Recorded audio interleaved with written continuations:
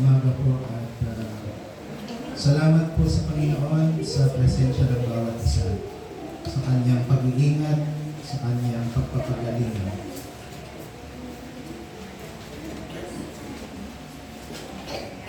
Salamat po sa Panginoon sa magandang awit. Alam niyo po, ibig sabihin ay Panginoon, ang aking puso ay wala nang ibang pinagtutuunan kundi ikaw at ang iyong gawain para sa mga kaluluwang wala pa sa iyo. Bury my heart on the mission field, sabi ko ng awit. Amen. At kumusta po mga talagang season?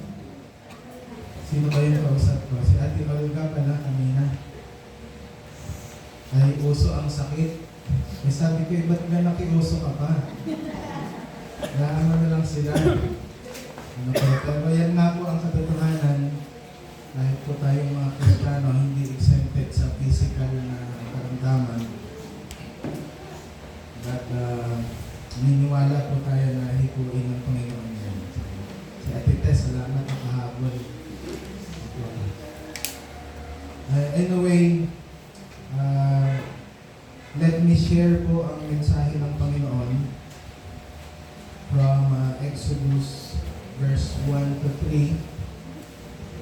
At ito po ay pinamagatan ko pong needed words for the journey. Needed, kinakailangan o kailangan mga salita. Sabihin natin, mga mahalagang salita po ito for the journey.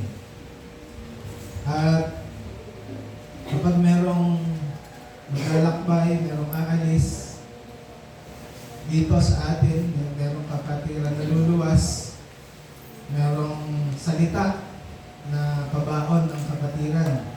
Uy, ingat ka ha. O kaya, uy, yung panutsa ko ha. Ba't nga ba panutsa lagi? Ano po? O kaya ay merong pupuntahan ng mga contest. Nung si Ira ay pupunta sa contest, ang sabi ko po sa kanya ay mag-pray ka. Pag-pray mo. Pagkatiwala mo po dito sa Panginoon. Okay, so needed words for the journey. At hindi po lingid sa atin na bilang mga Kristiyano, tayo po ay nasa isang maglalakbay. Amen.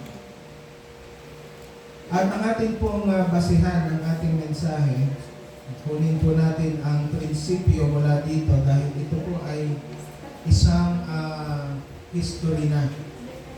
Nangyari na po ito na ang involved dito ay ang lalaking si Moses at ang Israel. Nalalaman naman po natin na ang Israel, si Moses at ang Israel ay mahimala talaga na nakatawid sa Red Sea.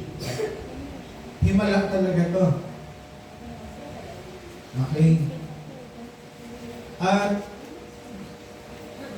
ang Israel ay napalaya sa pagkaalipin.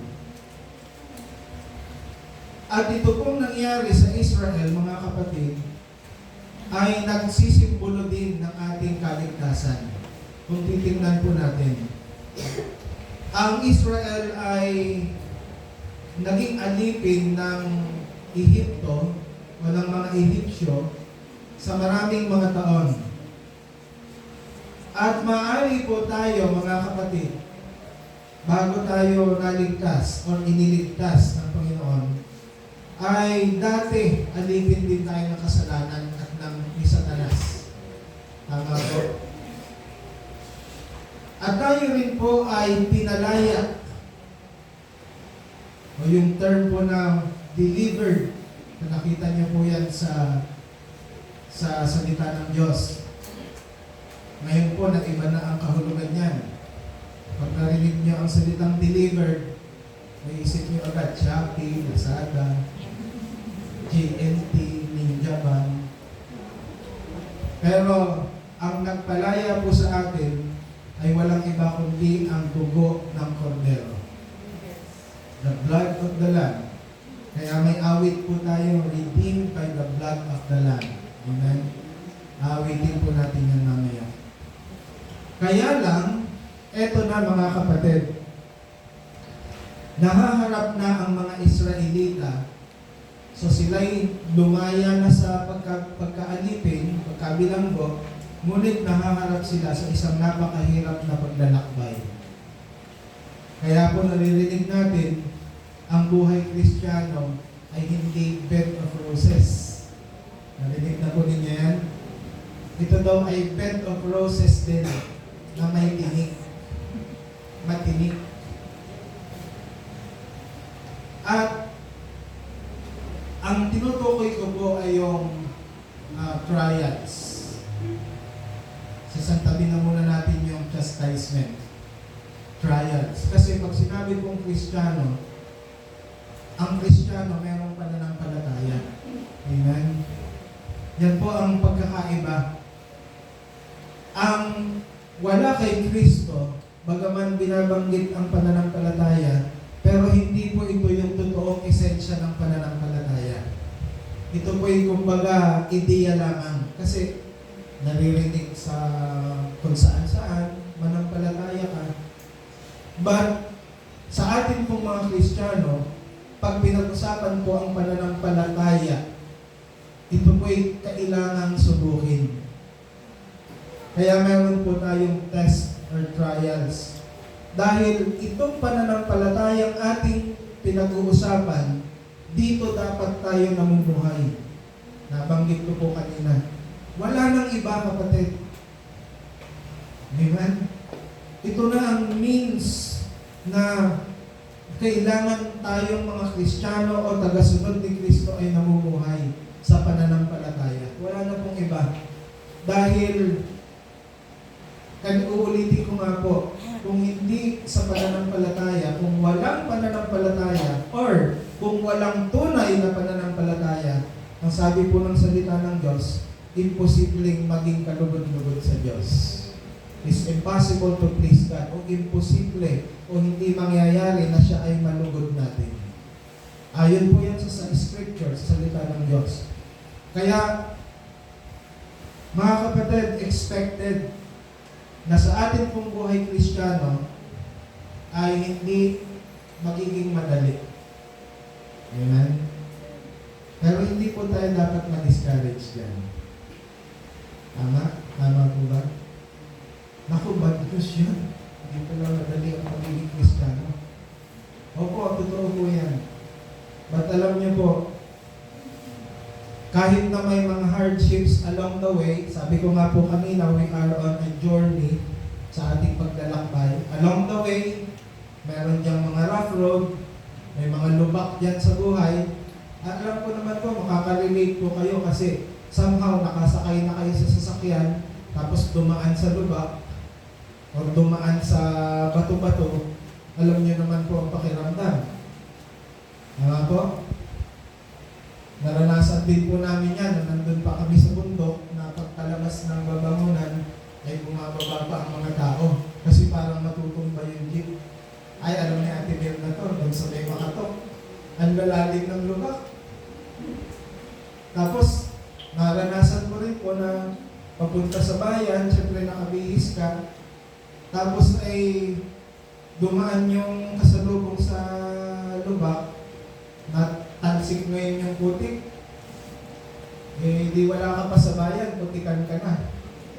So ganyan din po ang buhay Kristiyano, kapatid. Minsan, hindi natin ini-expect, pero ang salita ng Diyos ay nagsasabi na i-expect mo na. Na meron kang ma-encounter na trials. Kasi bakit? May faith ka kapatid . Tama po? Kaya nga ang tawag po sa atin, mananampalataya . Kasi meron tayong pananampalataya supposed to be.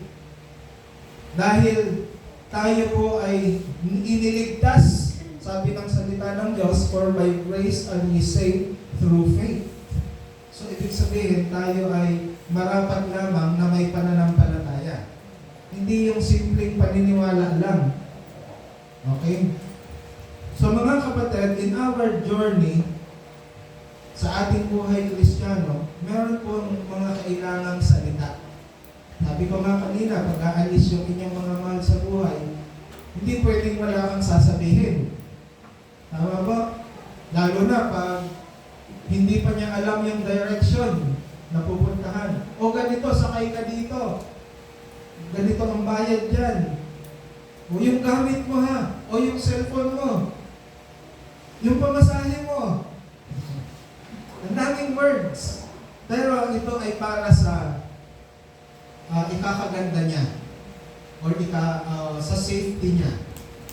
Tama po, mga kapatid? So we have simple words this morning para sa ating pong journey bilang mga mananampalataya. At ang una po dito ay nagsisimula sa letter C, celebrate. Ang buhay Kristiyano po, hindi kailangan maging malungkot. Amen? Hindi. Yes, Ate Presi, yan ang buhay na testimony. Nakaranas na rin po kami mawala naman sa buhay, pero hindi mo kailangan magmukmok sa iyong buhay Kristiyano. Lalo na Kristiyano po tayo, meron po tayong pag-asa ng pagkabuhay na magulit. Amen? Celebrate. Ang mga Israelita, sila ay pinalaya na ng Panginoon sa pagmilagro na paraan. Tingnan po natin sa chapter 1.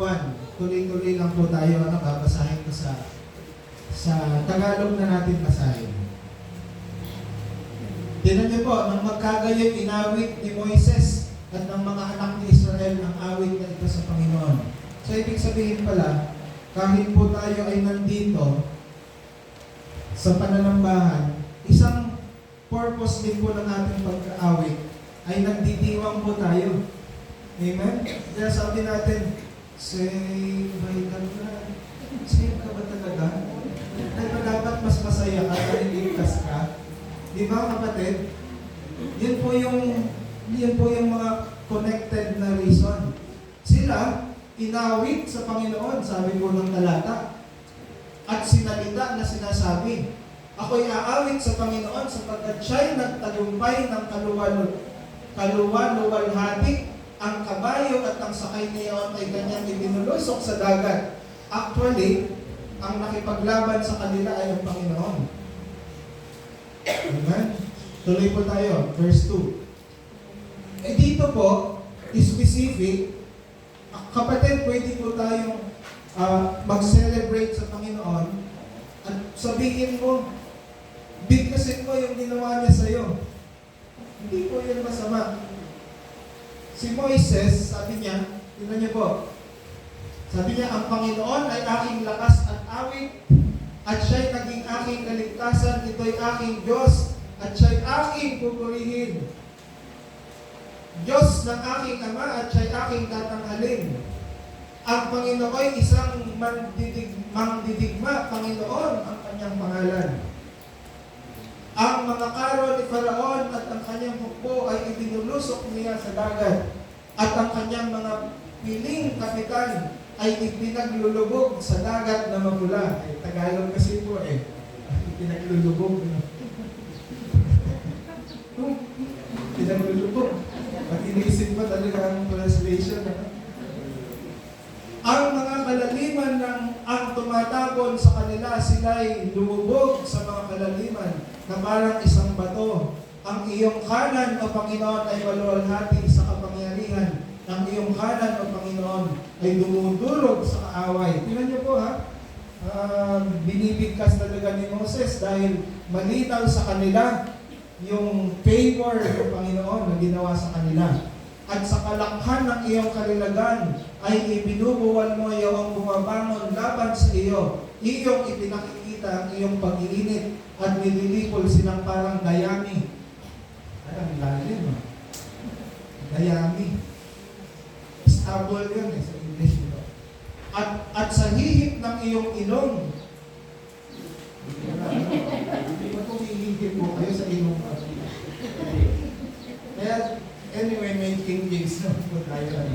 Kaya sabi nga natin, minsan yung translation, nagpapaapoy kayo ng kalan, ikaw. Ay natitipon ang tubig at ang mga agos ay nagsilagay na parang isang bunton. Ayun, ito na po yung nahati ang dagat. At ang mga kalaliman ay namuo sa gitna ng dagat. Sinabi ng kaaway, aking hahabulin, aking aabutan, magbabahagi ako ng sangsam, ang aking nasa ay masisihan sa kanila. Aking bubunutin ng aking tabak, lilipulin sila ng aking kamay. Ikaw ay nagpahihip ng iyong hangin at tinabunan sila ng dagat. Sila'y lumubog na parang tingga sa makapangyarihang tubig. Na picture natin, ano? Actually, hangin talaga ang naging dahilan. Pinadala ng Panginoon ang hangin upang mahati. Okay? Huwag niyo na pong ipapanalangin na yung mga kagalit ninyo ay pahanginan. Panginoon, magpadala ka po ng malakas na hangin para mag-iba. Hindi po. So, eto po. Sinong gaya mo, O Panginoon, ng mga Diyos, small d? Kasi may mga Diyos-Diyosan ang Ehipto eh. Sinong gaya mo, maluwalhati sa kamanalan, nakasisindak sa pagpuri na gumagawa ng mga kababalaghan. Iyong iniulat ang iyong kanang kamay, nilamon sila ng lupa. Iyong pinapatnubayan sa iyong awa ang bayan na iyong tinubos, Israel, that is spiritual Israel. Sino po yan? Mga Kristiyano. Sabi po dito, pinapatnubayan ng awa. Sa iyong kalakasan ay iyong inihahatid sila sa banal mong tahanan. Narinig ng mga bayan at sila'y nanginig. Mga sakit ang kumapit sa mga taga-Filistia. Nang magkagayoy natulig ang mga pangulo sa Edom. Sa matatapang sa Moab ay panginginig ang sumasa kanila. Lahat ng taga-Kanaan ay nauubos. Sindak at gulat ang sumasa kanila sa kadakilaan ng iyong bisig ay nagiging walang tibok sila na parang bato na natutulala sila. Sabi ko, sa takot, hanggang sa ang iyong bayan ay makaraan, O Panginoon, hanggang sa makaraan ang bayan ito na iyong pinagtan. Sila'y iyong papapasukin at sila'y iyong itatayo sa mundok na iyong pamana. Sa dako, O Panginoon, na iyong ginawa sa iyo upang iyong tahanan. Sa santuaryo, O Panginoon, na itinatag ng iyong mga kamay. O Panginoon, ang Panginoon ay mag-ahari magpakailanman. Tigil muna po natin yun. Nakita po ninyo, dinescribe ni Moses. Pero, di ba po pag tayo ay nagbibigay papuri sa Panginoon ay isang anyo ito ng selebrasyon? Sabi nga po natin, tayo po ay nandito every first day of the week. Ang ating pong first day of the week is Sunday. Tama po? Ngayon, nandito po tayo, hindi lang basta magtipon-tipon. But actually, ito po ay isang pagpapahayag ng pagdiriwang. Alam niyo po ba, mga kapatid? We are celebrating anong nangyari sa first day of the week.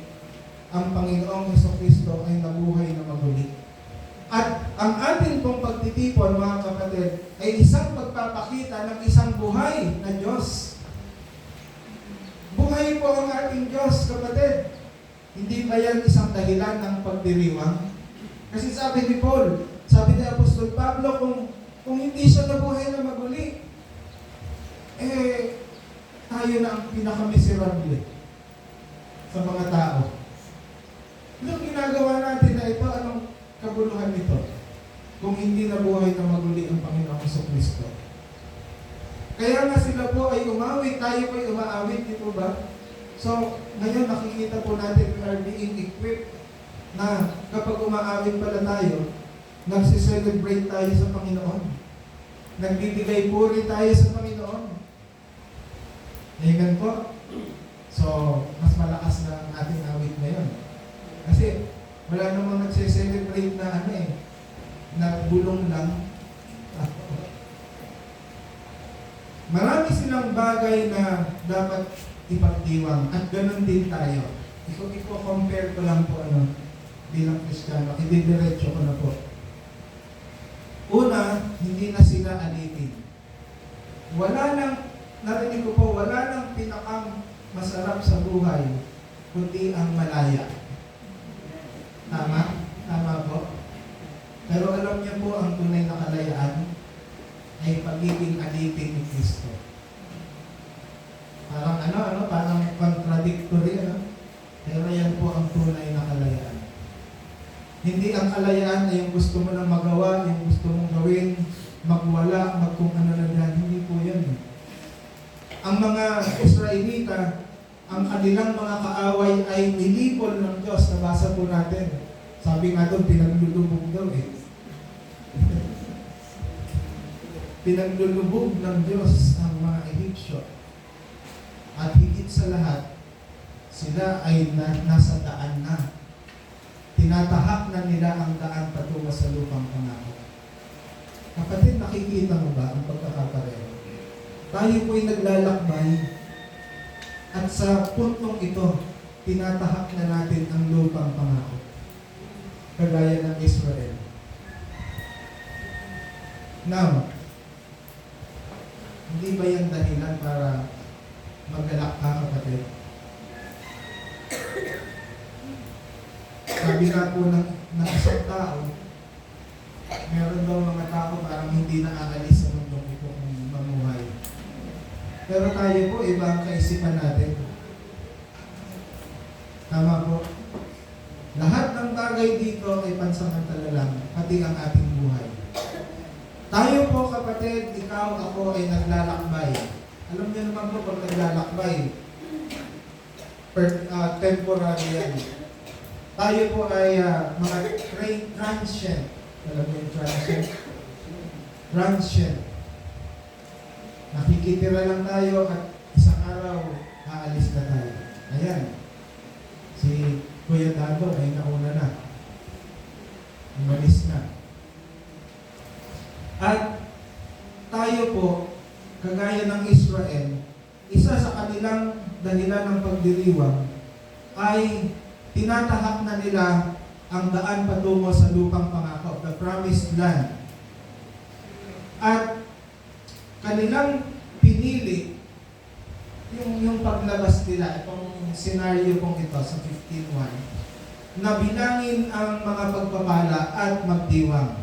Kaya tayo po umaawit, counter blessings. Amen? Kapatid, pag binilang mo ang pagpapala ng Panginoon, makakapag-celebrate ka. Tama? Pero pag binilang mo yung mga hindi magaganda, yung mga negatibo, hindi ko alam kung makakapag-celebrate ka sa Panginoon.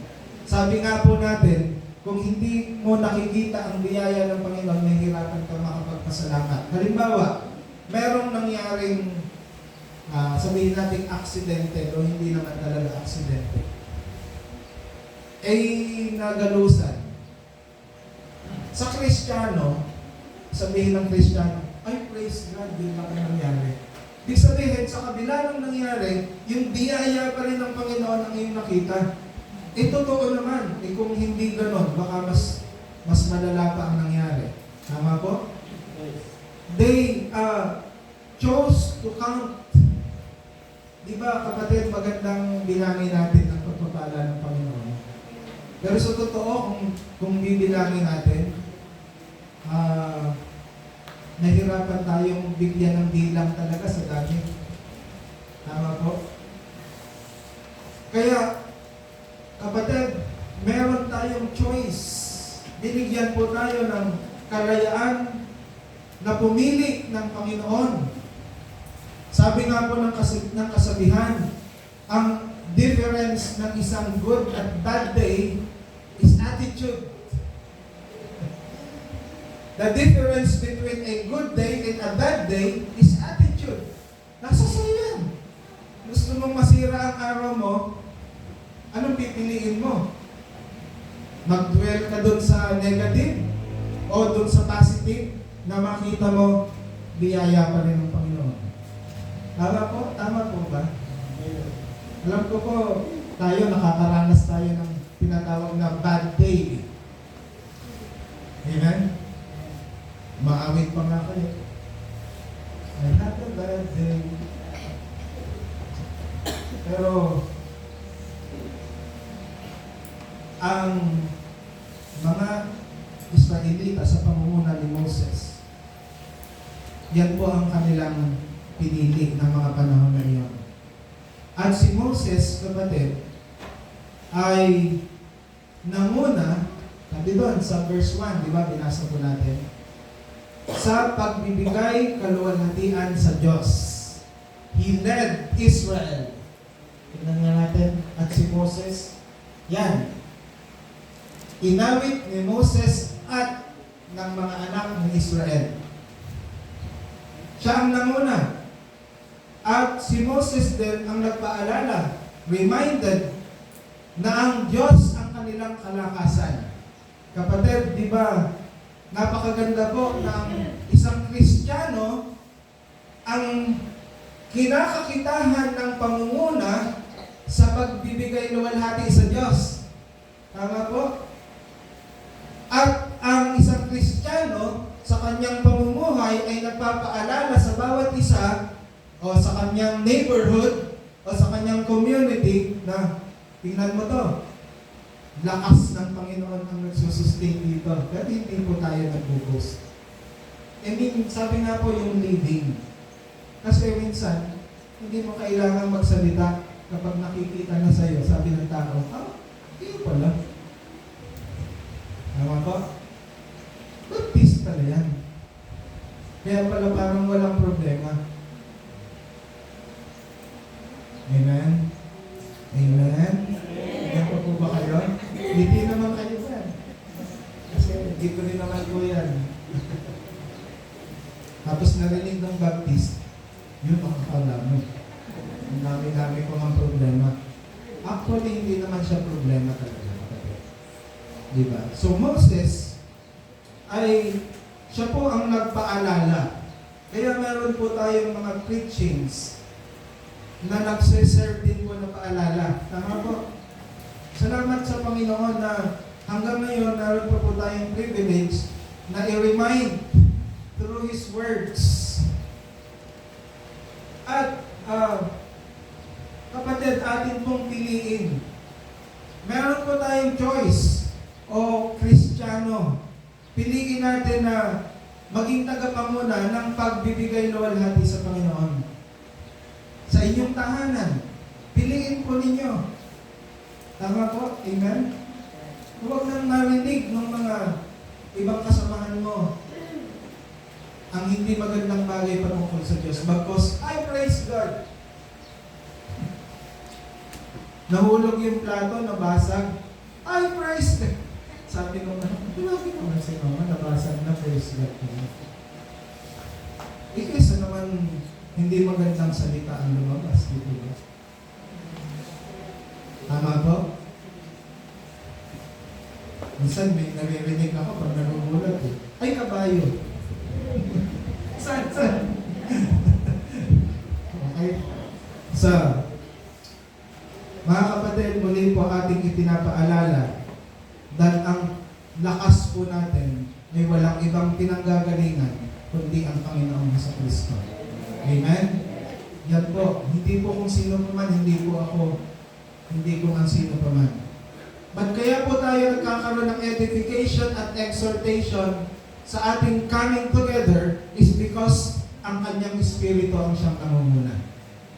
Tama po? Diyan po tayo lumalakas. Mamaya may fellowship tayo. We fellowship in the Spirit of unity, nandyan po ang kalakasan. So, merong mga discouragements, merong mga kalungkutan, merong mga hesitation.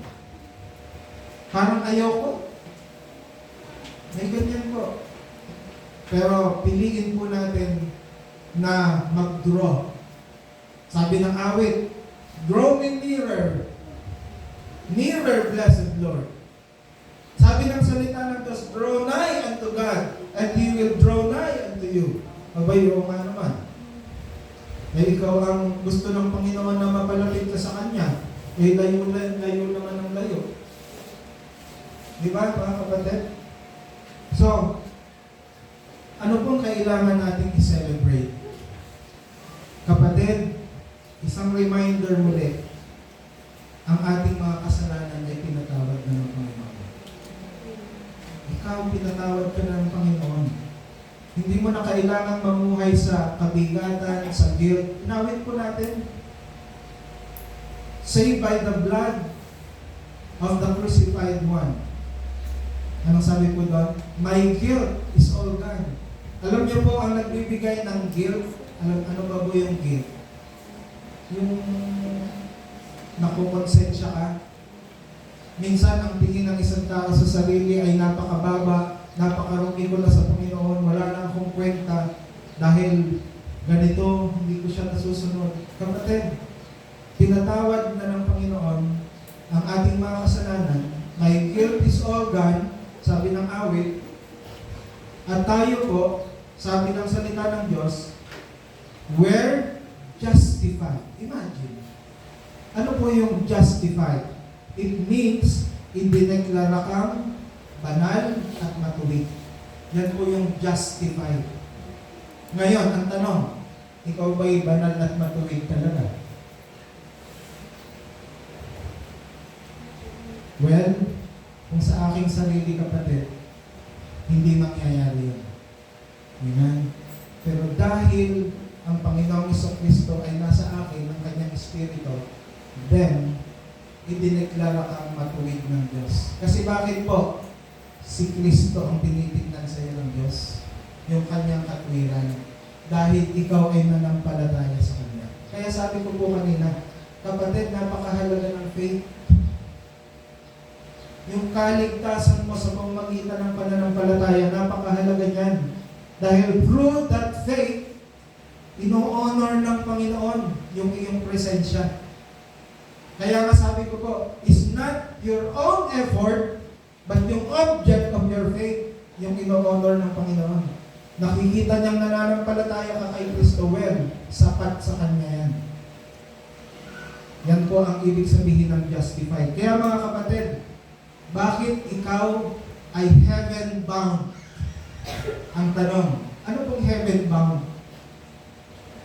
Huwag kang maawa sa kalagayan ko. Sabi ng mansion over the hilltop, di mo ba? Anong sabi? Don't think me poor or deserted or lonely. I'm not discouraged. I'm heaven-bound. Bakit ka heaven-bound? Ano ibig sabihin? Nakadestined ka na sa langit. Dahil ikaw at ako ay idineklara ng matuwid ng Panginoon. Kung hindi po tayo pwede doon. Unang-una, hindi tayo pwedeng makipagkita sa Panginoon sa rapture kung hindi ka dineklarang justified ng Panginoon. Hindi po pwede. Kaya nga muli, pinapaalala po natin, kaya nga papalitan po ito ng glorified body. Yung po bang body na pwedeng makasama ang Panginoong Hesus na banal? Ito kasi po hindi pwede. Makasalanan kasi ito, narumi. Amen po. At saka mawawala din po ito. Kaya muli ko paalaala. Huwag nyo lang masyadong pagandahin. Okay lang yung pinapaganda, huwag lang masyado. Kasi papalitan din yung Panginoon. So mga kapatid, we were forgiven and justified at kagaya ng Israel na bound for the promised land, tayo naman po ay heaven-bound.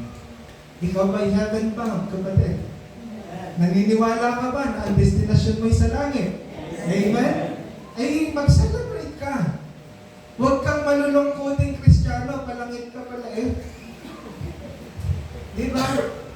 Meron po bang logic yan? Saan mo nakakita ng palangit na Kristiyano ay parang pabulusok? Tama po. So, sabi nga ng awit, at ang pangako ng Panginoon, ito po yung tatlong bagay na dapat natin i-celebrate. ay hindi niya tayo iiwan sa ating paglalakbay. Imagine that. Marami pa pong ibang bagay to celebrate, but ito po yung ilang mahahalaga.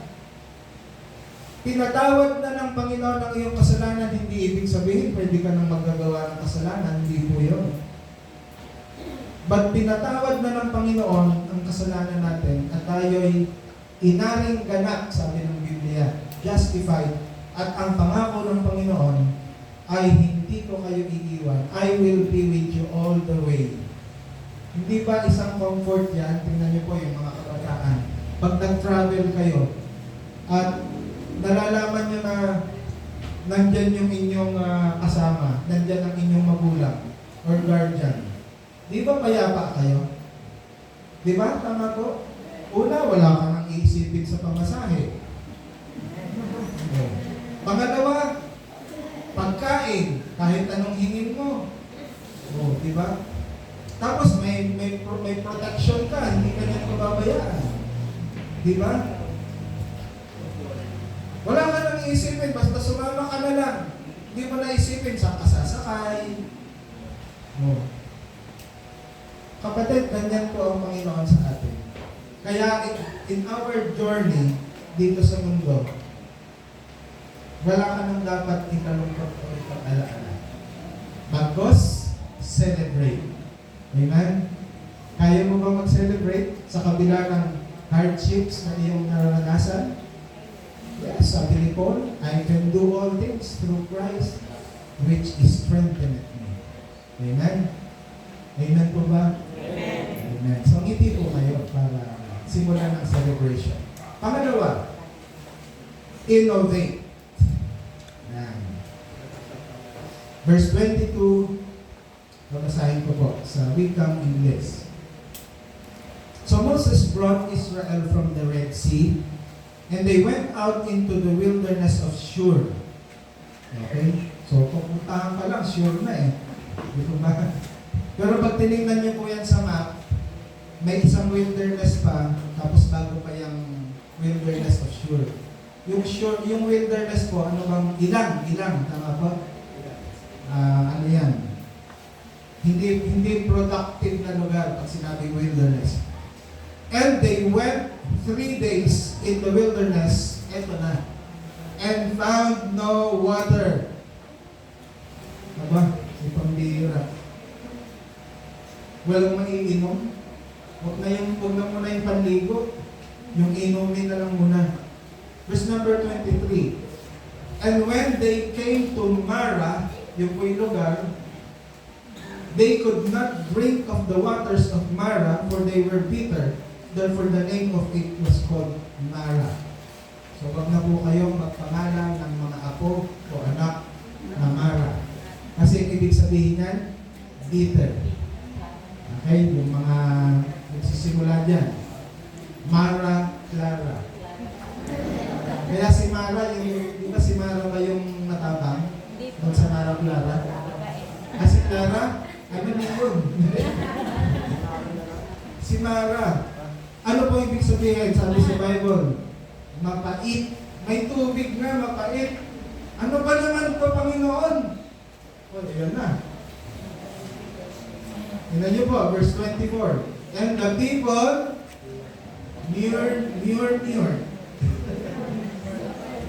murmured. Depende po sa inyo kung paano niyo basahin. Basta yung ibig sabihin nun, yan na. Nagreklamo na sa Panginoon. Sa kay Moses muna. Against Moses saying, what shall we drink? 25, and he cried unto the Lord. Ang dami ba naman kasi nito? Mga taong to. And the Lord showed him a tree, which when he cast into the waters were made sweet. Siguro po dito kinukuha yung stevia. Imagine, nilagay doon sa tubig, tumamis. Pero syempre, ang may utos nun ay ang Panginoon. Tignan niyo po, connecta natin. Kasi napakaganda na aware po tayo sa ipinag-uutos ng Panginoon At yun yung ating susundin. Na kahit nakapait-pait na kalagayan niya, tatamis yan. Amen? Sabi po dito, there He made for them a statute and an ordinance, and there He proved them. He proved them. Ito yung unang encounter nila ng problema. At serious po ito, hindi ito 1,000 tao, kapatid. Hindi ito 5,000 tao. 100,000 ito. To 100,000s to millions ito paglabas ng Egypt. Imagine, di ba? Tayo nga lang po, pag pupunta tayo ng anniversary, ilang sasakyan tayo, di ba? Di ba concert na natin yan? Ang sasakyan? Sila, wala kaming iinumin. Imagine ang sumisigaw sa'yo ay nagkakagulo, 100,000 tao walang iinumin. Tapos nung nakakita ng tubig, mapait pa. Ano ba naman ito, Moses? Lasang ampalaya ng tubig na to. Pero pwede na sana yun, di ba? Mapait. At alam niyo po, mga kapatid, in our Christian life, merong mga bitter experiences. Yes. Amen po, nakaranas na po kayo ng mapapait na karanasan sa buhay Christian. Tama. And often, yung mga bitter experiences na yan, they produce bitter people. I hope, mga kapatid, na walang bitter sa atin sa kabila ng mga bitter experiences. Alam niyo po ang indikasyon ng papunta na sa bitterness, complain. Amen. Kasi nagsimula na silang mag-complain kay Moses Israelites, katatawid nyo lang ng dagat na pula. Kaya sabi nung, pag binasa nyo pa po yan, sabi ng mga Israelita, kaya pala dinala mo kami dito, papatayin mo kami sa uhaw. Minsan, kahit sa Kristiyano, ganyan Di po ba?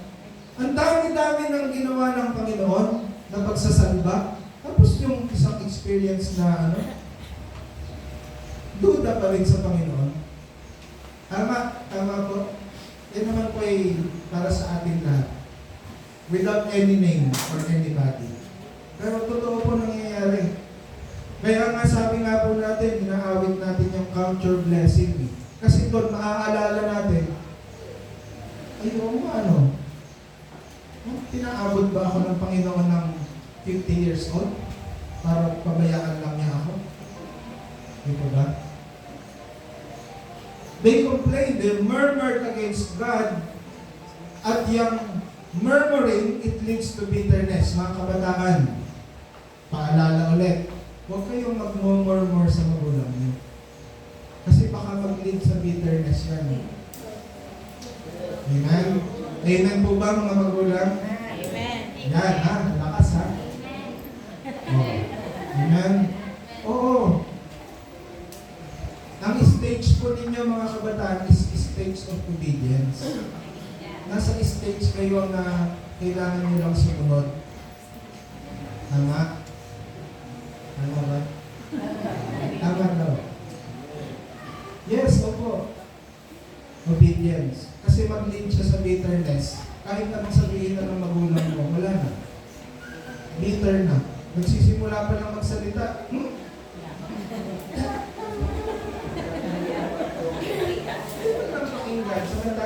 Pag pinakinggan mo, para sa ikabubuti mo yan. Hindi naman sa kanya Right? Amen? Diba? Bagaman sabi nga natin, sa panahon natin ngayon, nakakagulat.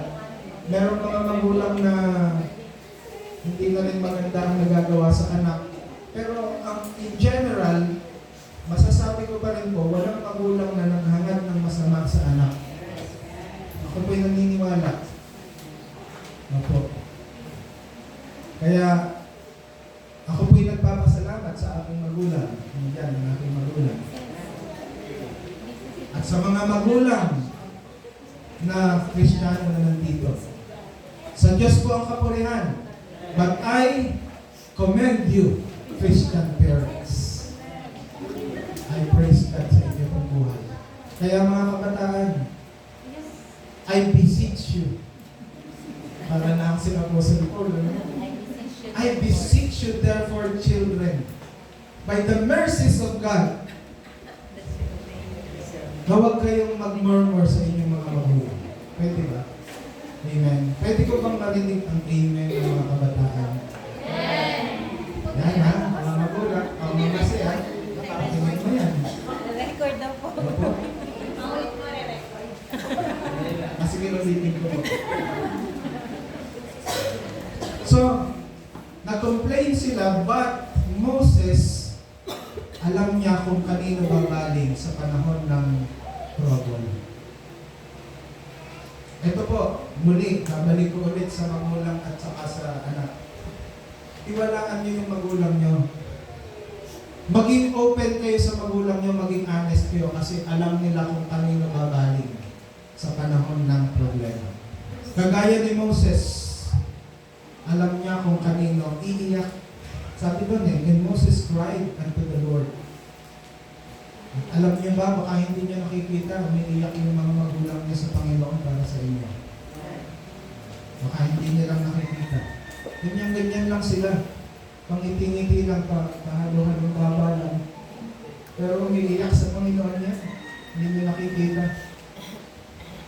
Makikita niyo na lang, pula na lang yung ilong.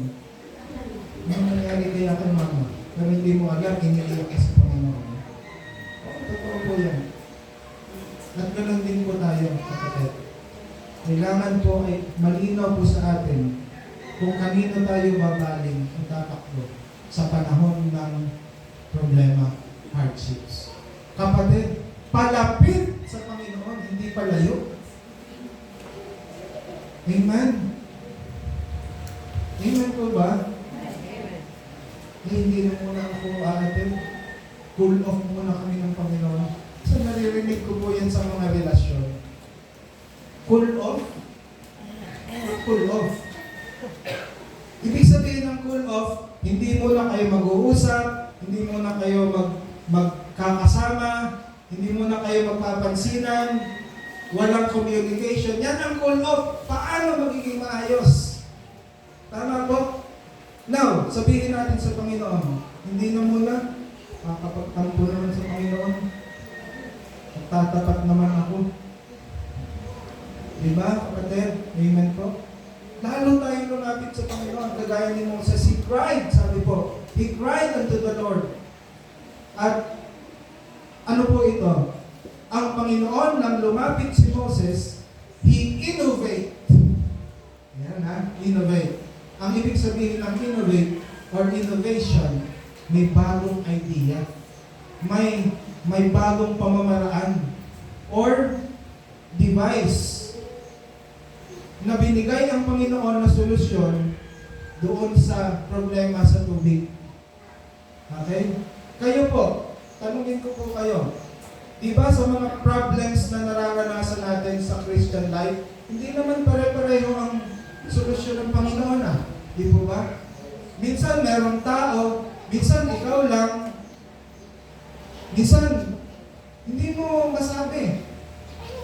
Basta ang masasabi lang natin, alam ng Panginoon yung nangyayari sa iyo. Tama po? God innovate at pag tinignan po natin, pwede naman sabihin ng Panginoon, sige, inumin mo na, natamis na yan.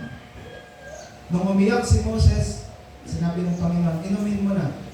Hindi, ang sinabi ng Panginoon, merong puno, kunin mo, ilagay mo doon sa tubig. Wala naman doon sa verse na binasa natin, but sabi po doon, when Moses put the tree, ibig sabihin, may iniutos ng Panginoon. Implied yon. Hindi naman directly nandun sa verse, pero sa Panginoon siya lumapit Ibig sabihin, yung order na yun, galing sa Panginoon. At anong nangyari? Nag-innovate ang Panginoon. Pinakitaan niya ngayon si Moses.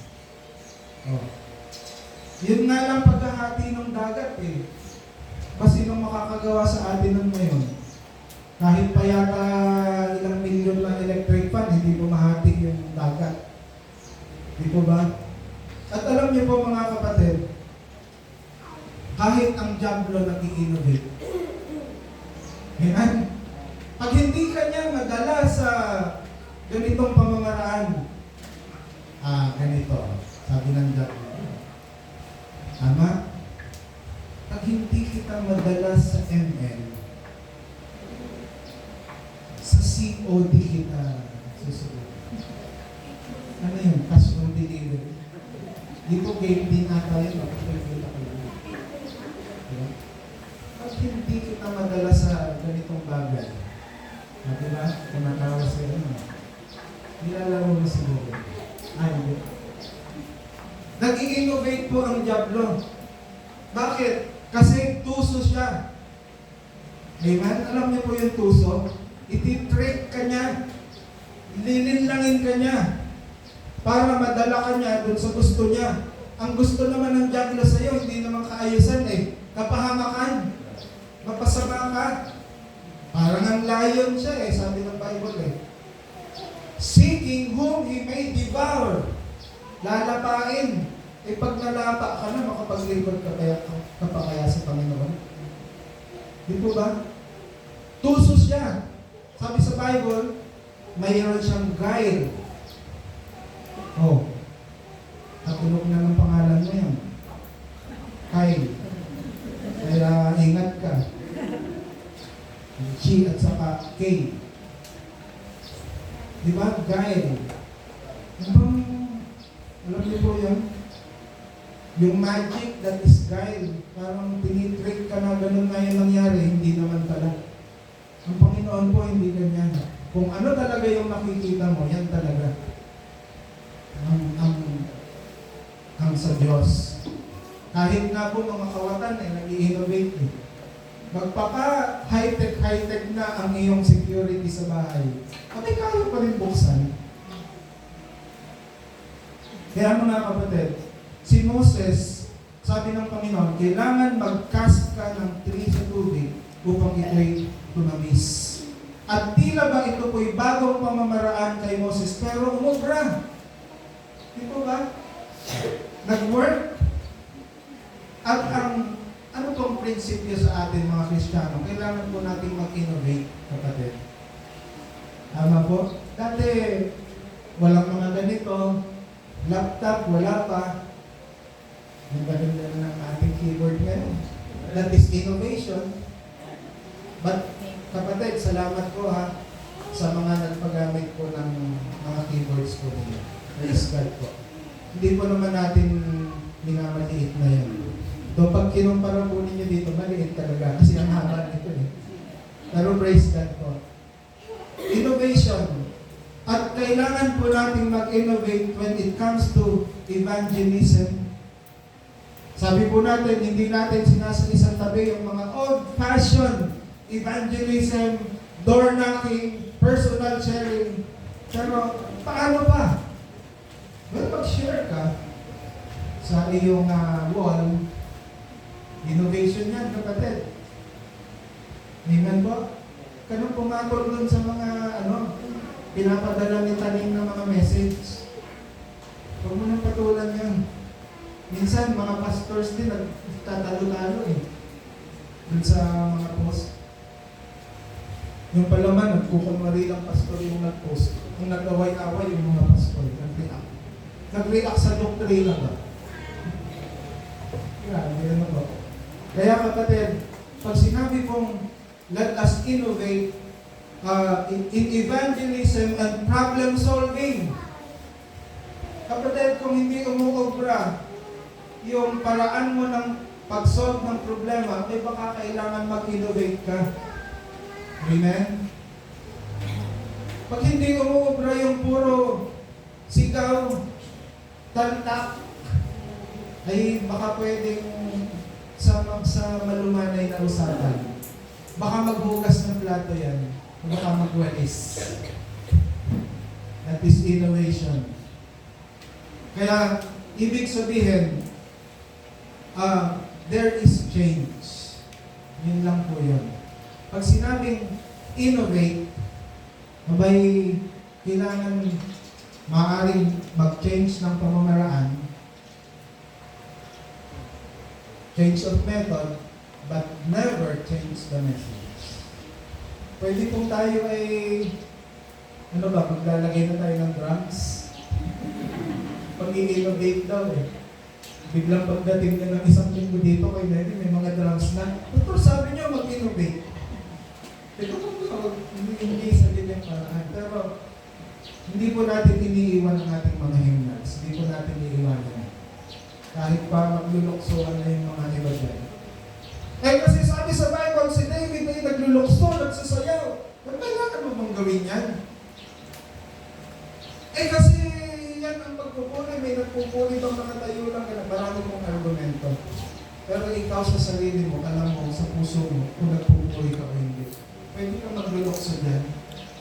Pwede yung hindi po natin kinokondena yan, that is their practices. Pero ang mahalaga, alam mo sa sarili mo na nagpupuri ka. Ipapasalamat ko sa Panginoon. Ibig sabihin, kung ang iyong paraan ng paglilingkod ay hindi epektibo, kapatid, it's time to innovate. Ibig sabihin, kailangan may change. Kaya sabi nga po natin, increase more and more. Di po ba yan ay pag sinabing increase, may pagbabago? Amen? Kaya, sa ating pong paglilingkod, sa ating pagpapahayag, ayon kay John, he must increase, I must decrease. Yan po ang hindi dapat magbago, kapatid. Sa ating pag-represent sa Panginoong Jesucristo bilang Kristiyano, ang kailangan laging mataas ay si Jesucristo at ang kailangan mababa ay tayo. Tama po ba yun? Ang kailangan mabigyan ng kaluwalhatian ay si Jesucristo, ibali na po tayo. Amen? Sa mga achievements po ninyo, mga kabataan, kung meron po kayong mga achievements na magaganda, sa Diyos ang kaluwalhatian, hindi sa inyo. Sabi ko nga po sa kausap ko, ibigay mo sa Diyos ang papuri. Kaya nangyayari sa iyo yan tayo nagpapagamit ka sa Diyos. Ginagamit ka ng mundo, nakikinabang sila sa iyo. Sa gift at ability na ang may bigay sa iyo ay ang Diyos. Mga kabataan, yung mga talents at gifts ninyo, galing sa Diyos yan, hindi galing sa mundo. Kaya kailangan magbigay ng kaluguran sa Panginoon yan. Kahit saan kayo naroon.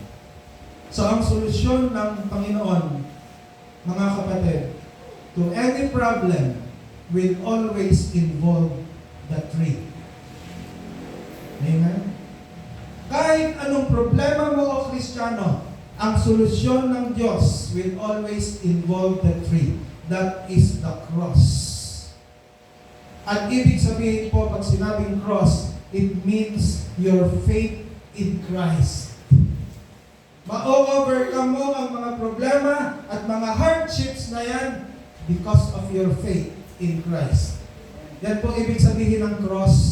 Hindi po yung, kailangan ko palang magsabit ng cross, magkwintas. Hindi po. Yan po ay nagsisimbolo ng iyong pananampalataya kay Kristo. Nalalaman mo at naunawaan mo kung ano yung ginawa niya para sa iyo, kung ano yung binigay niya para sa iyo, at kung ano yung meron ka ngayon. That is the cross, kapatid.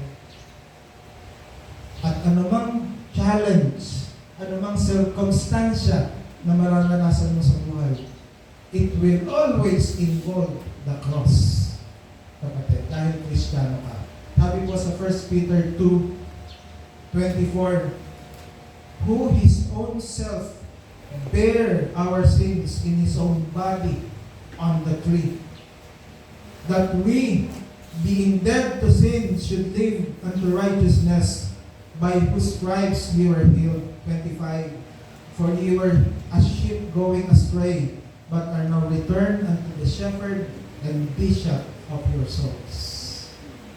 Imagine, kapatid, innovate. Amen.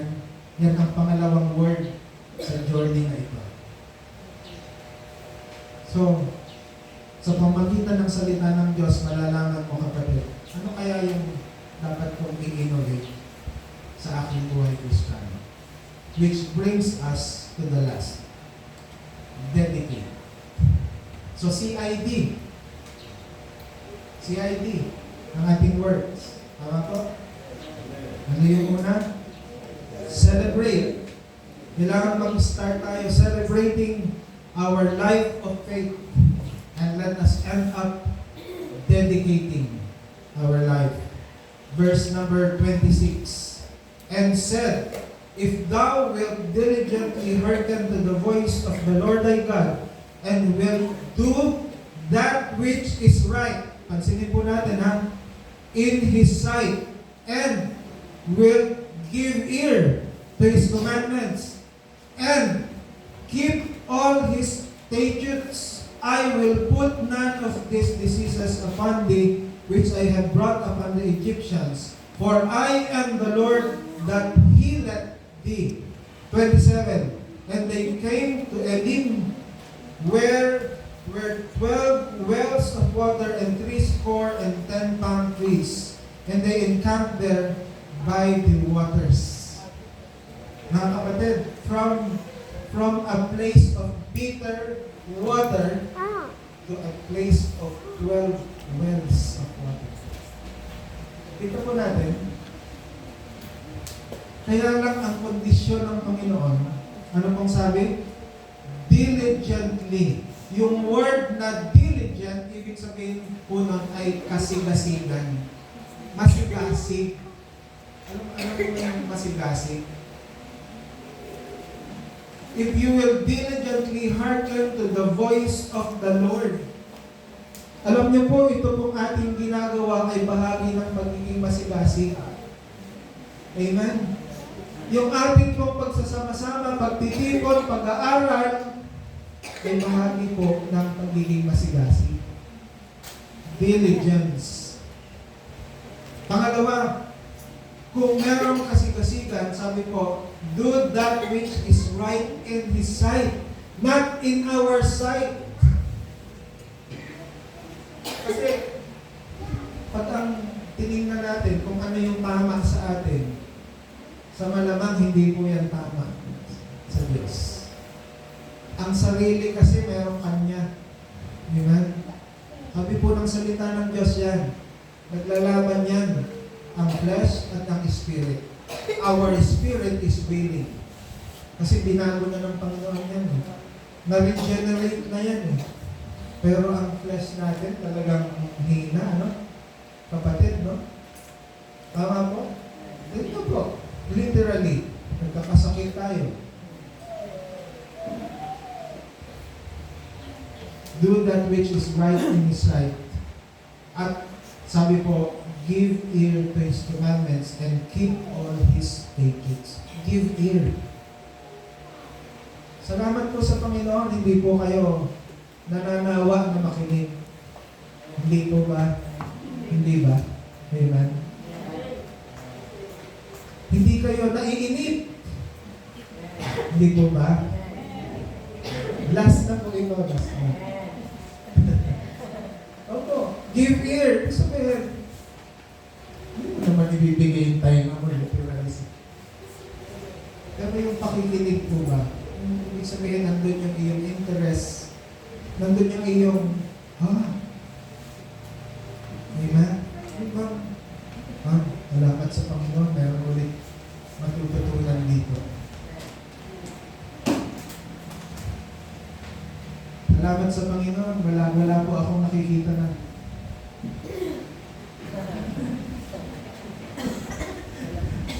Sabi ng isang pastor, kapatid, kailangan maging sensitive ka sa congregation. Pag may ganyan na ng ganyan dyan, ulit mo na yung message mo. Kapatid mo na, sabi ko, masisira naman yung thought ng message. So, give ear, hindi lang pakinggan, but keep all His statutes. Alam niyo po yung keep. Hindi kang iniingatan. Sabihin, laging nandun yung awareness sa mga kautusan at prinsipyo ng Diyos. Hindi awareness na alam lang. Yung kung nandun yung diligence na ito ay gawin. Keep all His statutes. At anong kasunod po nito? Nakita po natin sa Israel that healing and blessing will follow dedication. Yung pala ang sikreto. Kapatid, nung hinamon ni Moses ang Israel, sabi ng Panginoon, I will, nawala po, verse number 26, I will put none of these diseases upon thee, which I have brought upon the Egyptians. Kung gagawin niyo ito, sabi ng Panginoon. Kaya mga kapatid, ano pong nais natin ibahagi? Hindi po tayo pwedeng mag-expect ng blessing sa Panginoon apart from our dedication. Yan po ang direct message. Ibig sabihin, kung hindi ka makakapag-commit sa Panginoon talaga, na siya ang uunahin mo at siya ang pinakamahalaga sa iyo, huwag mong i-expect ang blessing sa Kanya. Now, again, hindi po material ang tinutukoy. No, sabi natin, kahit nga yung mga wala sa Panginoon, pag pinag-usapan ang material, mas marami pa kaysa sa atin. Ikaw, blessing ba yun? Diba? Pwedeng meron ka ng lahat ng kayamanan, and yet wala kang kapayapaan. Tama? Pwedeng meron ka ng lahat ng kotse, aeroplano, barko, and yet wala kang joy. So we are not talking of material blessings. At alam niyo po mga kapatid, ibinigay na lahat sa atin ng Panginoon. Sabi ng salita ng Diyos. Ang mga Kristiyano ay full na. Puno na. Kaya nga po, ang kinakailangan lang sa atin ay ikilos na natin upang tayo po'y maging daluyan ng kanyang masaganang biyaya. As I close, ang nais po ng Panginoon ay katagpuin ang bawat isa sa atin. At sa ating paglalakbay ay samahan niya tayo hanggang makarating po tayo sa ating patutunguhan. Amen? So as we travel, kapatid, ito po ang mahalagang salita na nais ko pong iwan sa inyo. First of all, celebrate, kapatid. Ano pong pangalawa? Innovate. Ngunit napakahalaga po ng iyong dedication sa Panginoon. Amen. So sana po ay pagpalain ng Panginoon ang kanyang mga salita sa buhay ng bawat isa. Tayo po'y manalangin.